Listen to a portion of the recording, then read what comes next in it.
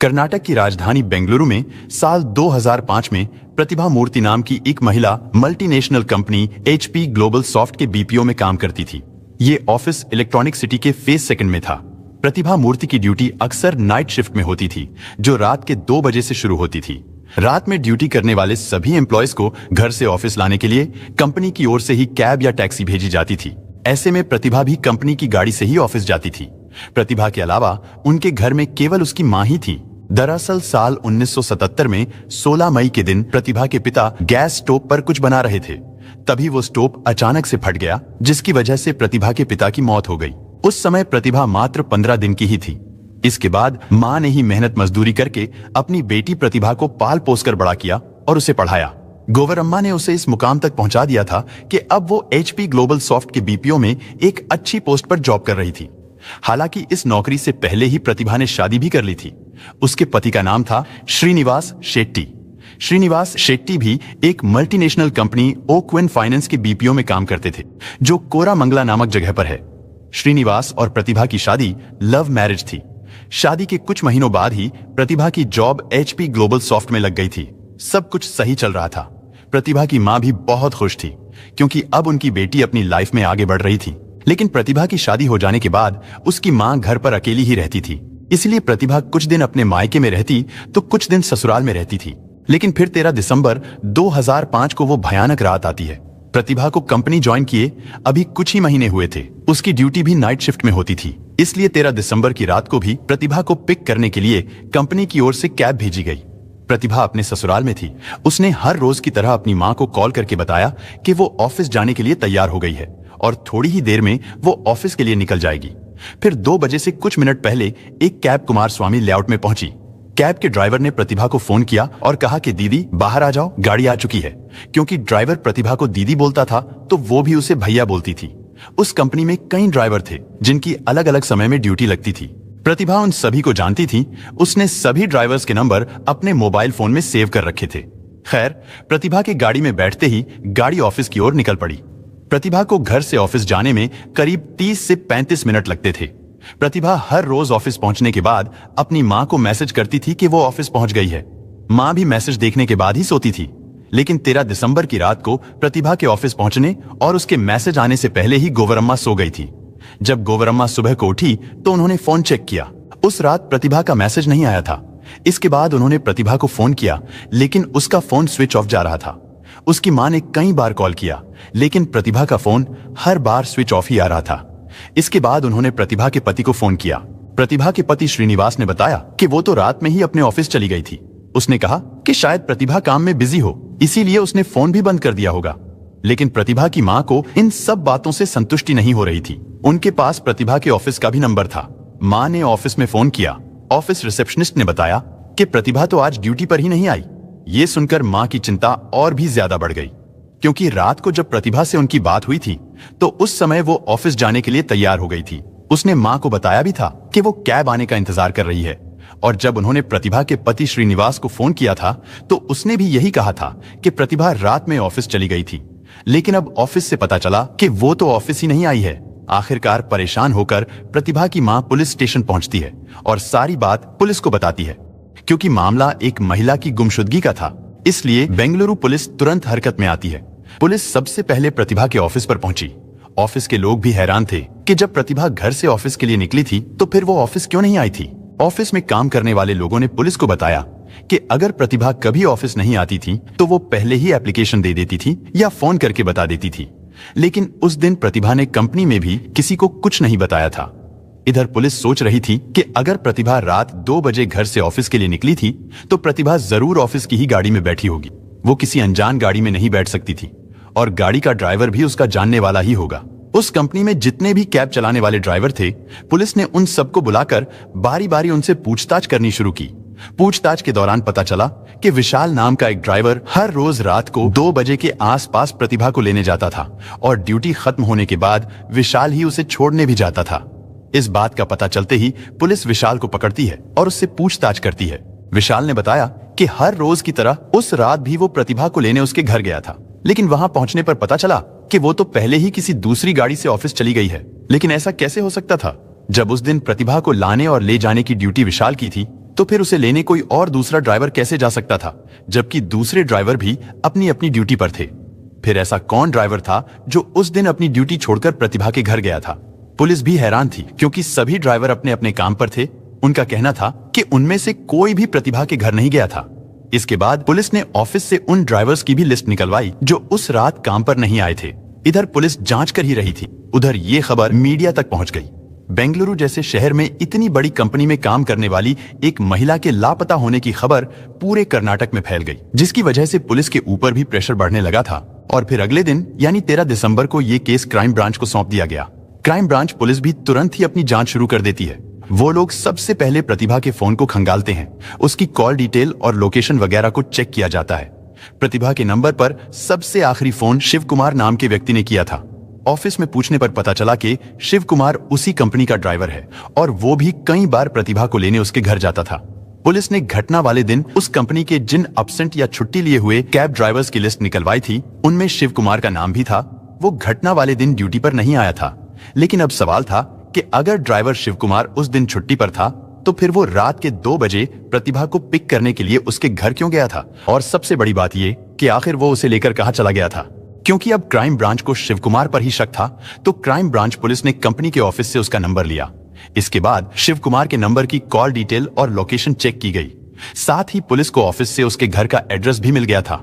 शिव कुमार की call detail से पता चला कि प्रतिभा के नंबर पर आखिरी बार उसने ही फोन किया था। इसके बाद crime branch police driver Shiv Kumar के जानने वालों से उसके गांव का पता पूछती है और फिर एक टीम उसे अरेस्ट करने के लिए गांव में पहुंचती है।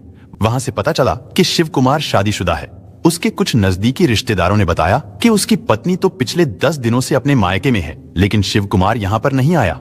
दिसंबर महीने की 14 तारीख भी ऐसे ही बीत गई थी। प्रतिभा को लापता हुए 2 दिन गुजर चुके थे। हालांकि crime branch police Shiv Kumar को हर जगह तलाश कर रही थी, लेकिन उसके बारे में कहीं से कुछ भी पता नहीं चल रहा था। पुलिस इधर उधर की खाक छान रही थी, लेकिन वो लोग शिव कुमार के उस घर पर नहीं पहुंचे थे जहां वो बेंगलुरु में रहता था। और फिर थक हार कर 14 दिसंबर की शाम को crime branch police Shiv Kumar के बेंगलुरु वाले कमरे पर पहुंची। उस घर से टीवी चलने की आवाज आ रही थी, जिससे लग रहा था कि घर के अंदर कोई है। इसके बाद पुलिस ने दरवाजा खटखटाया, लेकिन जैसे ही घर का दरवाजा खुला तो पुलिस भी हैरान रह गई, क्योंकि दरवाजा शिव कुमार ने ही खोला था। घर में रखे टीवी पर गुमशुदा प्रतिभा की खबर चल रही थी। इसके बाद शिव कुमार को अरेस्ट करके पुलिस स्टेशन लाया जाता है। पूछताछ के दौरान शिव कुमार ने बताया कि प्रतिभा के लापता होने में उसका कोई हाथ नहीं है। उसने कहा कि मैं तो उस दिन कंपनी में भी नहीं गया था, तो फिर मैं उस रात प्रतिभा के घर कैसे जा सकता था? पुलिस ने उससे पूछा कि तुम ऑफिस क्यों नहीं जा रहे हो? इस पर शिव कुमार ने बताया कि पिछले कई दिनों से उसकी तबीयत ठीक नहीं है। उसने कहा कि अगर वो गुनहगार होता तो अपने घर पर नहीं बैठा हुआ होता, बल्कि अब तक फरार हो चुका होता। लेकिन पुलिस उसकी बातों पर विश्वास करने को तैयार नहीं थी, क्योंकि पुलिस के पास भी उसके खिलाफ पुख्ता सबूत थे। सबसे अहम सबूत प्रतिभा और शिव कुमार की कॉल डिटेल्स थी, जिसके मुताबिक शिव कुमार ने ही प्रतिभा को आखिरी बार फोन किया था। लेकिन सख्ती से पूछताछ करने पर भी शिव कुमार यही कह रहा था कि वो बेकसूर है। पुलिस को भी लगने लगा था कि शायद उन्होंने गलत व्यक्ति को अरेस्ट कर लिया है। हालांकि पुलिस ने उन लोगों को भी अरेस्ट किया था जिनकी प्रतिभा के साथ पहले कभी कोई कहासुनी हुई थी, लेकिन शिव कुमार को अरेस्ट करने के बाद उन सभी को छोड़ दिया गया था। शिव कुमार को भी ज्यादा दिनों तक ऐसे पुलिस स्टेशन में नहीं रख सकते थे, इसलिए पुलिस ने शिव कुमार को छोड़ने से पहले उससे पूछताछ करने की एक आखिरी कोशिश की। 15 दिसंबर की रात को पुलिस वालों ने शिव कुमार से कहा कि अगर तुम हमें सब कुछ सच सच बता दोगे तो हम तुम्हें कम से कम सजा दिलवाने की कोशिश करेंगे, और अगर तुमने झूठ बोला तो फिर भी तुम फंस चुके हो, क्योंकि तुम्हारे खिलाफ बहुत सारे सबूत हैं। कम से कम सजा दिलाने की बात सुनकर शिव कुमार अपना जुर्म स्वीकार कर लेता है। उसने बताया कि 13 दिसंबर की रात करीब 2 बजे उसने ही प्रतिभा को फोन करके घर से बाहर बुलाया था। फिर वो उसे कैब में बैठाकर अपने साथ ले गया था। आगे पुलिस ने शिव कुमार से पूछा कि प्रतिभा कहाँ है और तुमने उसके साथ क्या किया है। इसके बाद 16 दिसंबर की सुबह को Shiv Kumar crime branch police को कनकपुरा रोड पर स्थित अंजनापुरा बीडीए लेआउट नामक जगह पर ले गया। ये बेंगलुरु में थोड़ा बाहरी इलाका है। उन दिनों ये इलाका काफी सुनसान रहता था। शिव कुमार ने वहां पहुंचकर एक नाले की ओर इशारा किया। पुलिस वालों ने थोड़ा आगे चलकर उस नाले के अंदर देखा तो वहां पर एक शव पड़ा हुआ था, जिससे साफ हो गया था कि प्रतिभा अब इस दुनिया में नहीं है। उस दरिंदे ने प्रतिभा को कत्ल कर दिया था। खैर, पुलिस ने प्रतिभा के शव को पोस्टमार्टम के लिए हॉस्पिटल भिजवा दिया। साथ ही पुलिस ने प्रतिभा की मां को भी ये खबर दी कि उन्हें एक शव मिला है, आप एक बार हॉस्पिटल पहुंचकर उस शव की शिनाख्त कर लीजिए। प्रतिभा की बूढ़ी मां बेचारी जैसे तैसे करके अपने भाई यानी प्रतिभा के मामा के साथ हॉस्पिटल पहुंची और जब उन्हें शव दिखाया गया तो उन्होंने देखते ही पहचान लिया था कि वो लाश उनकी बेटी प्रतिभा की ही है। इसके बाद शव का पोस्टमार्टम किया गया।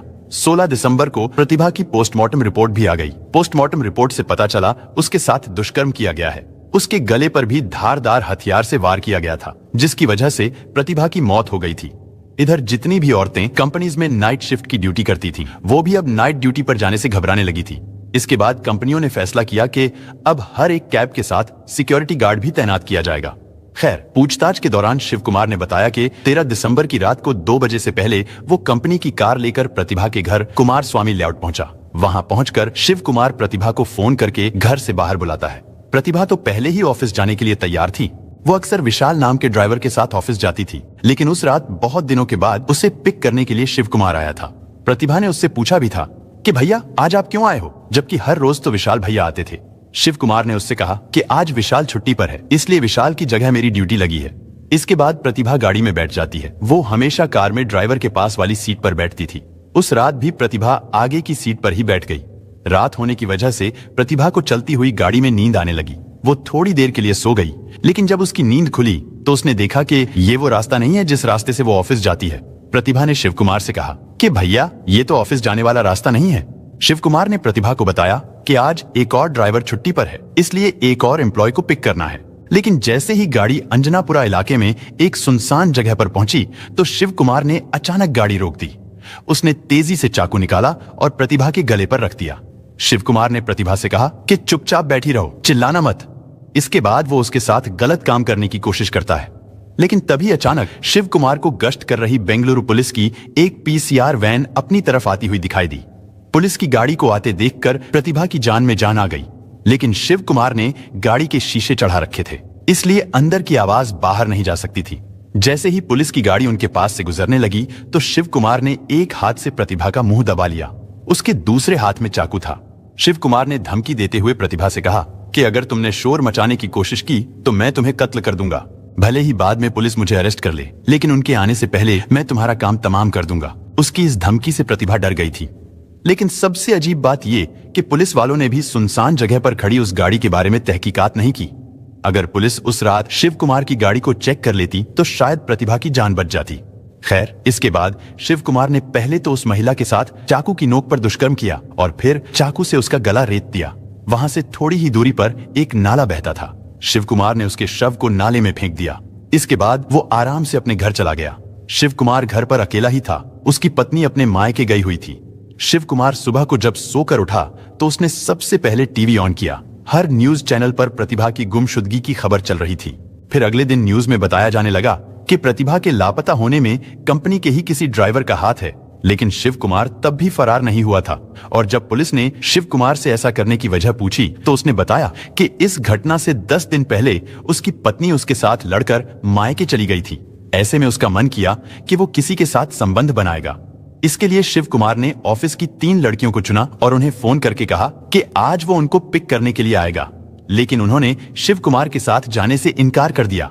तभी उसे अचानक प्रतिभा का ख्याल आया। प्रतिभा उसकी बातों में आ गई। इसके बाद शिव कुमार ने उसके साथ दरिंदगी की सारी हदें पार कर दी।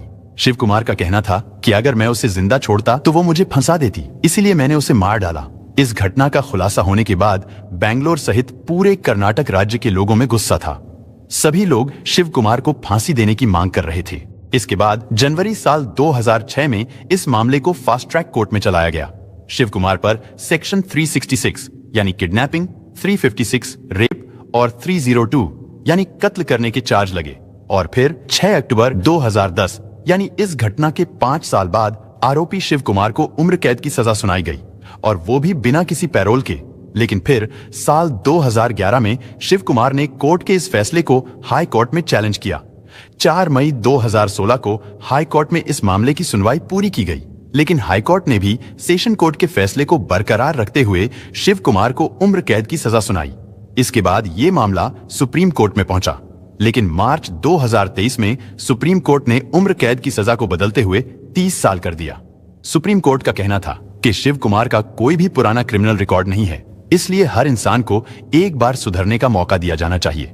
यानी शिव कुमार अब 11 साल और जेल में रहेगा। इसके बाद शिव कुमार तो जेल से छूट जाएगा, लेकिन उस हैवान के कारण एक मासूम महिला ने अपनी जान गंवा दी। उसने एक बूढ़ी मां के बुढ़ापे का सहारा छीन लिया। दोस्तों, इस घटना को सुनाने का उद्देश्य किसी का दिल दुखाना नहीं है, किसी को परेशान करना नहीं, बल्कि आपको जागरूक करना है, आपको सचेत करना है। दोस्तों, इस पूरी घटना के बारे में आपकी क्या राय है, कमेंट बॉक्स में जरूर बताएं। और अगर हमारी मेहनत पसंद आई हो तो इस वीडियो को लाइक करते हुए शेयर भी करें।